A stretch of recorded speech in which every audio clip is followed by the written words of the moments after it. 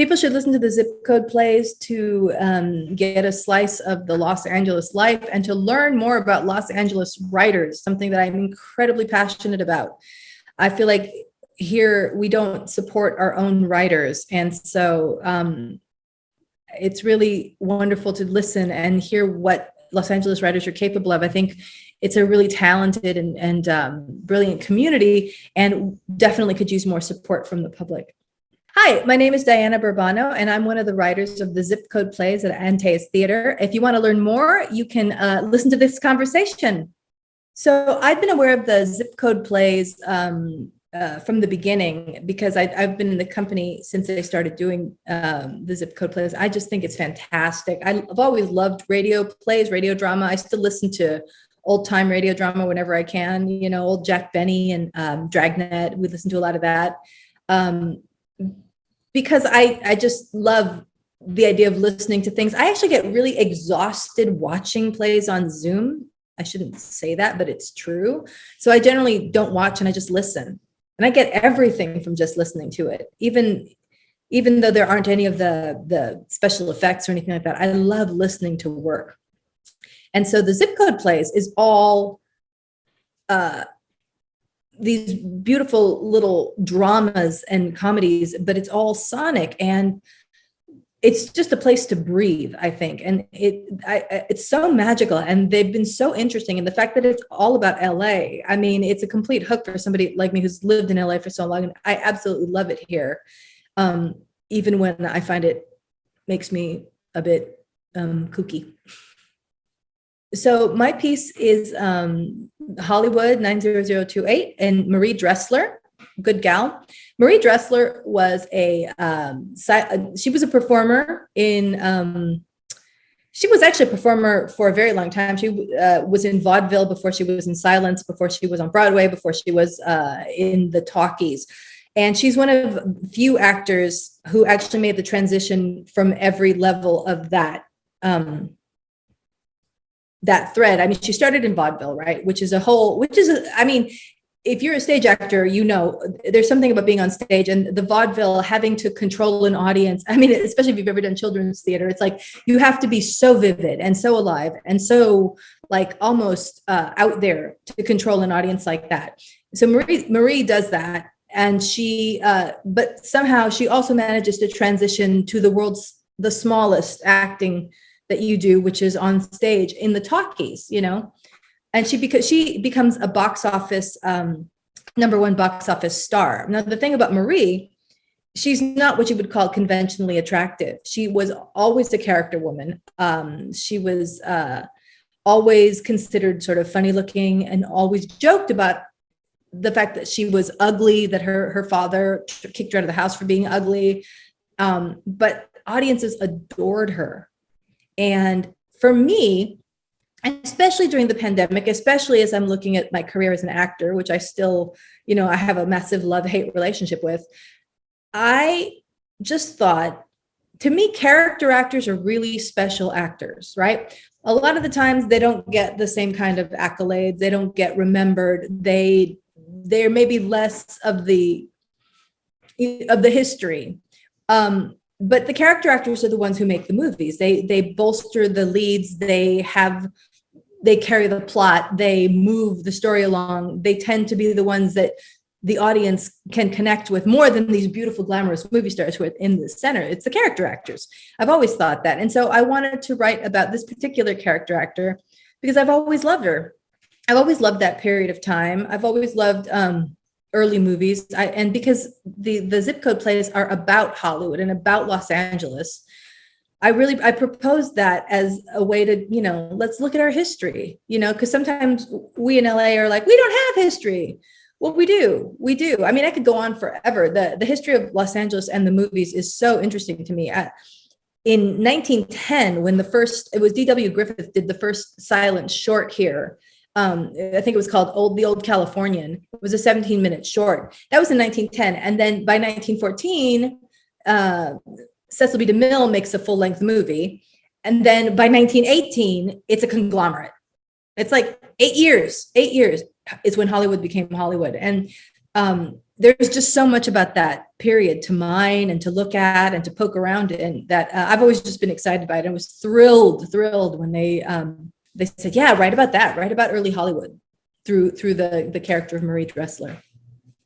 The main story arc of Marie Dressler, Good Gal, it's about this character actress, Marie, and she is filming a movie. She's come into her dressing room to take a break, and she is she's talking about her life. It's very much sort of a biography. She just goes through what I just mentioned about the early Hollywood, about being a vaudevillian actor, about how she feels about it. And there's a secret that's revealed at the end about why she's compelled to tell you this. And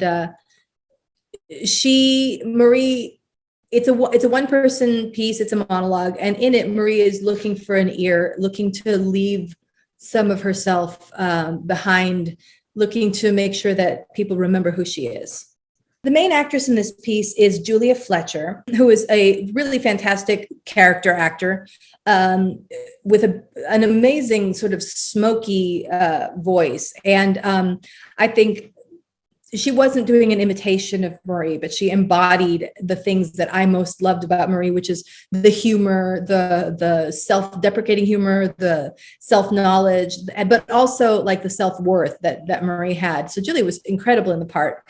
My director, Cameron Watson, shared with me a love of old Hollywood. And I think that's where we sort of bonded right away, is that Cameron and I could talk about old Hollywood, I think, for a really long time. And I hope someday I can actually meet him in person and we can sit across from each other and just gab about all the stuff we love about Hollywood history, because I would love that.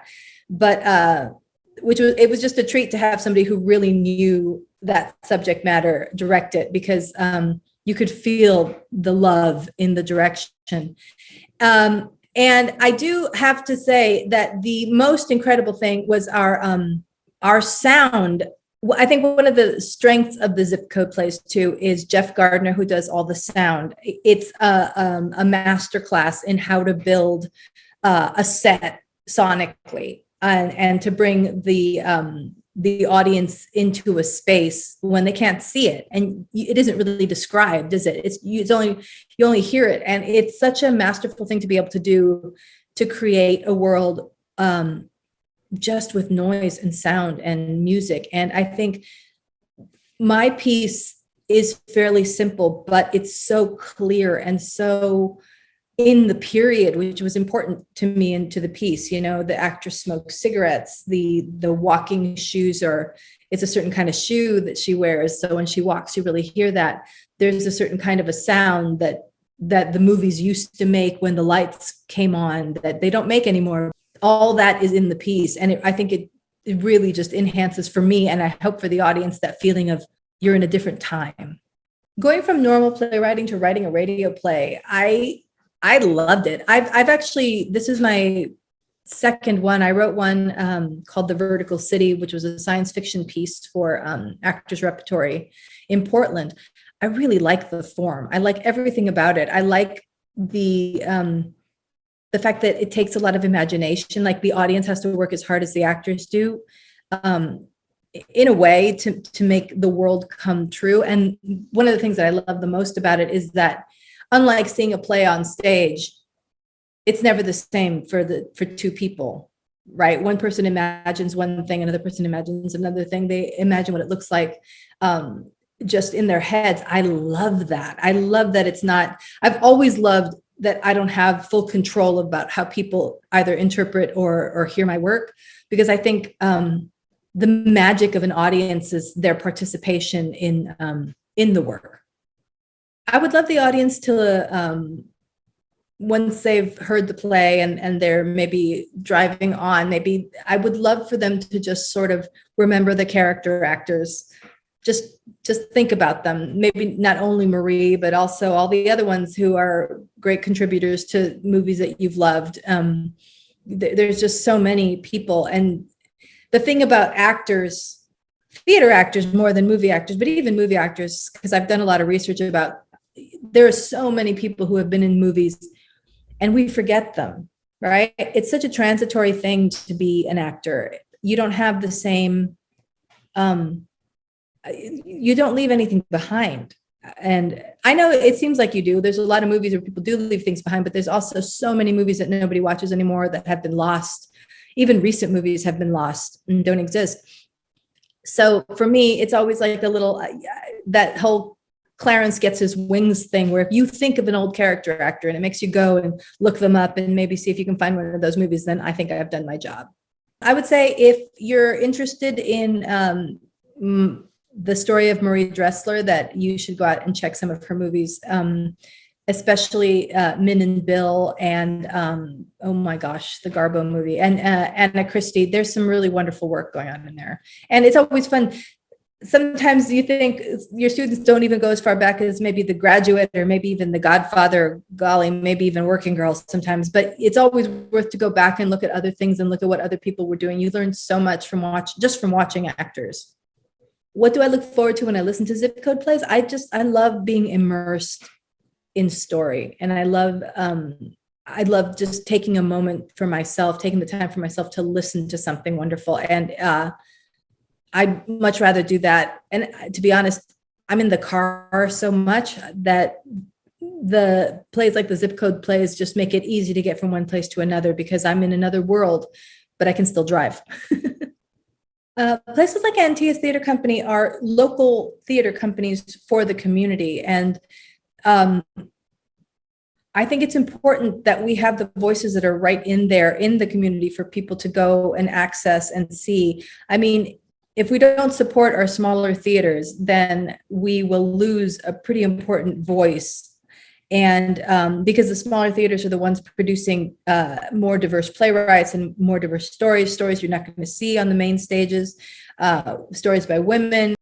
So if you cut off the small theaters, you're going to cut off a lot of voices. So they're always worth your support. And I would say, even as an audience member, you can get involved, you can get involved. You can come be an usher, come work the box office, and then decide you want to write something, go take an acting class. I tell everybody to take an acting class. Not only will it be the most fun you'll have in your life, and you'll meet some wonderful people, you might spark something. And I love acting. I love theater. It's really fun.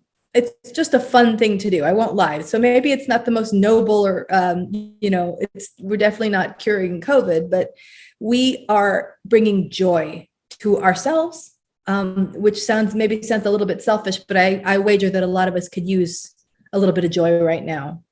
Hi, everybody. I'm Diana Burbano, and I am the playwright for the Zip Code Plays 90028, Marie Dressler, Good Gal.